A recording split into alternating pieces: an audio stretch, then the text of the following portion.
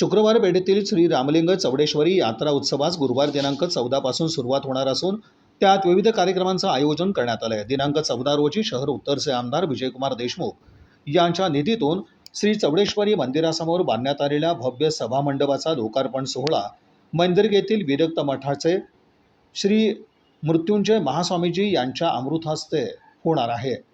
तसंच सामाजिक बांधिलकी आणि विकास कामांमध्ये उल्लेखनीय कार्य केल्याबद्दल सोलापूर जिल्ह्याचे माजी पालकमंत्री तथा शहर उत्तरचे विद्यमान आमदार विजयकुमार देशमुख यांना श्री चौडेश्वरी सेवारत्न पुरस्कारानं सन्मानित करण्यात येणार असल्याची माहिती श्री चौडेश्वरी देवस्थान ट्रस्टचे अध्यक्ष गुरुनाथ निंबाळे यांनी दिली।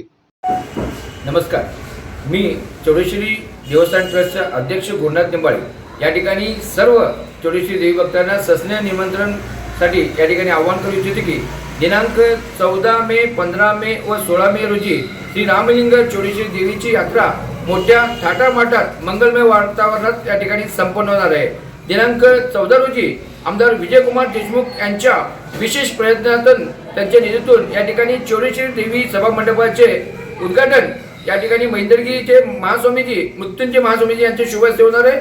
तसेच आजपर्यंत या सामाजिक बांधिलकी जपत विविध क्षेत्रात उल्लेखनीय कार्य केल्याबद्दल आमदार विजयकुमार देशमुख यांचं या ठिकाणी श्री चौडेश्वरी सेवारत्न पुरस्कार देऊन त्यांना सन्मानित करण्यात येणार आहे।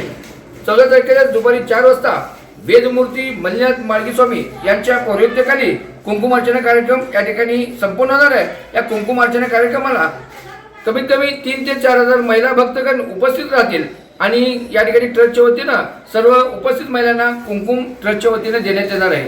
त्यानंतर दिनांक 15 तारखेला 15 मे रोजी मुख्य कार्यक्रम सुवासिनी ओटी भरण आणि महाप्रसाद सकाळी 9 वाजल्यापासून ते दुपारी 6 वाजल्यापर्यंत सर्व सुवासिनींना ओटी भरून या ठिकाणी महाप्रसादाचे आयोजन करण्यात आलेले आहे। तसेच दिनांक 16 रोजी वैशाख शुद्ध अमावस्या रोजी दुपारी 5 वाजता या ठिकाणी चौडेश्वरी देवीची सौवाद्य मिरवणूक निघणार आहे। तरी मी सर्व चौडेश्वरी देवी भक्तांना विनंती करू इच्छिते की या 3 दिवस होणाऱ्या यात्रा महोत्सव आपण या चौडेश्वरी देवीचं दर्शन घेण्यासाठी यावं आणि या धार्मिक कार्यक्रमाला उपस्थित राहून या कार्यक्रमाचा लाभ घ्यावा असं मी सर्वांना आवाहन करतो।